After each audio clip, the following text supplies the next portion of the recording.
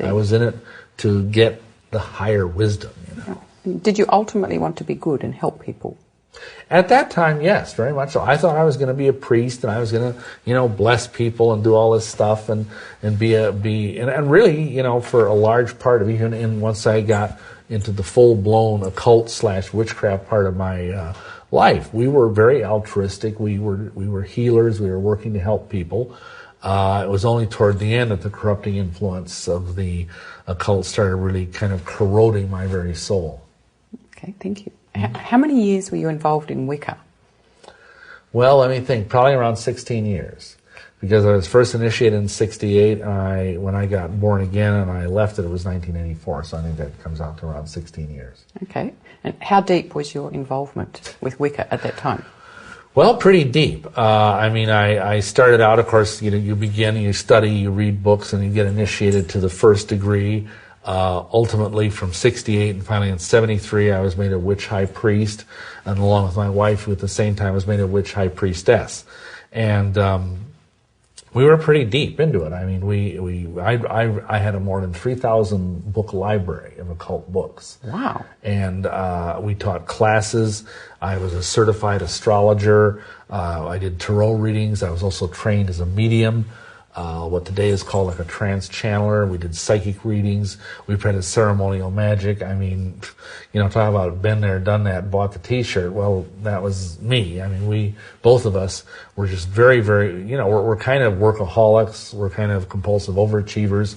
And so when we got into this, we got into it with, there were days, even though I had a full-time job, where I would spend like 3 hours a day before I went to work practicing, doing conjurations, doing incantations, stuff like that, to try and raise, levels of occult power or supposedly improve the world or whatever, So we were very deeply committed. I see. And what was your normal job?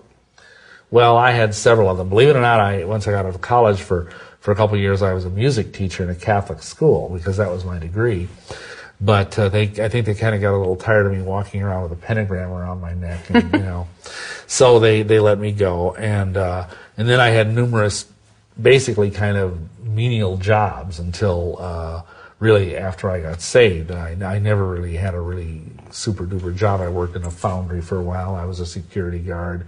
I worked for the Milwaukee Sentinel, because at this time we were living in Milwaukee, as a person who went around and filled up the boxes at night, with the newspapers. So that was basically my wonderful career. Okay, thank you. What's the difference between Wicca, witchcraft, and magic?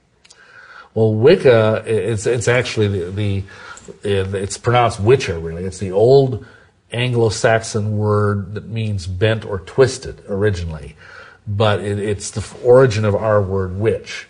And so back in the 50s, when witches started coming out of the broom closet, pardon the pun, they started calling themselves Wiccans because it sounded better, than calling themselves witches, because witches had a really bad press back then. Everybody thought that witches were ugly old hags with green skin and warts and everything. Witchcraft is what a lot of witches do, but not by means any of them, because Wicca is actually a religion.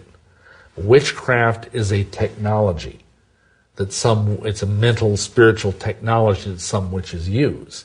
Most witches, I dare say. But witchcraft is more or less the same thing as magic, except magic is higher, if you will. There's what is called low magic and what is called high magic. And typically most witchcraft is low magic, which it's kind of like in the Church of England, they talk about low church and high church, and the high church is more ceremonial, and the low church is more simple and sort of almost like Protestant. Well, it's the same thing with this. The low magic, which is witchcraft, is usually pretty simple, more akin to what anthropologists would call folk magic, whereas magic is more like ceremonies and wearing fancy robes and very, very elaborate, things where you have to be very literate. You have to be able to read Latin and Greek and all that kind of stuff. So there's a big difference there.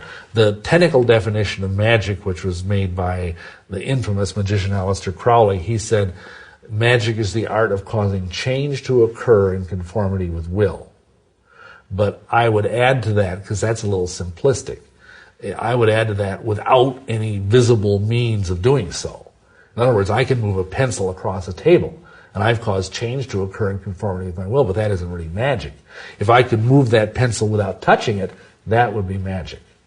Okay, and how are you spelling magic? Well, most ceremonial, serious magicians spell magic the old English way with a K on the end, M-A-G-I-C-K, to distinguish it from stage magic, prestidigitation, pulling rabbits out of hats. Okay, thanks. So a lot of people believe that the power of witchcraft is imaginary. What do you say about that? Well, in a sense, they're right. Witchcraft, as in its power, as they're thinking of it, is imaginary. But instead of the witches believe magic comes within them, or that it comes from being at one with the earth and at one with the sky, and this kind of pantheistic thing where, kind of like the Force in Star Wars, But actually, there is a real power in witchcraft, but the power comes from the demonic realm. If you say, if you give yourself over to these gods, these ancient gods, and say, I'm going to serve you, what they don't realize is that behind those gods are a mask. And behind those masks is the demonic, ultimately Satan himself. And so when you do something magical, and I did many things that were apparently, at least the very vast coincidences, at least, if not downright miraculous at most, and they were done by the power of demons. Okay, and how do you know that? Because a lot of people who maybe are into witchcraft are going to say, well, that's not true. Well, let me give you an illustration. A friend of mine, colleague in the ministry, was on a radio show, and he was talking about this very subject. And a witch high priest called up and challenged him with the very question you asked. He said, well, I don't believe my power has come from demons. I believe my power has come from the sky god and the mother goddess. And my friend said, okay, here's what I'm going to do. I'm going to pray right now in the name of Yeshua, Jesus Christ, that all the demons in you that give you the power to do these things will be bound for 1 week until you come to your senses. And he prayed that prayer right over the air, and the guy just got mad and hung up. 2 or 3 days later, the guy called the show. He wasn't even on, my friend wasn't even there. And the guy was frantic because he had nowhere else to call. And he says, I don't have my occult power anymore. It's been gone from the very day you prayed that prayer, or the other fellow did. Wow. And he said, I want it, because he was into power. And he said, obviously, your God has more power than my God. And I want that power. Now, that's not the best reason to become a Christian. But, it was a start. And the guy ended up getting saved. And he was one of the most prominent witch high priests in the greater Seattle area. Wow, great story. So that kind of illustrates the point. And I could tell you several other stories of a similar nature. Okay, tell us one more. Well, okay. This is on a slightly different tack, but I'm sure many people know about the almost supernatural powers that supposedly are possessed by high-level kung fu masters. That they can, like, punch at a wall and not even touch it and have the wall collapse, or make people fall down just by giving their ki type shout at the person or whatever.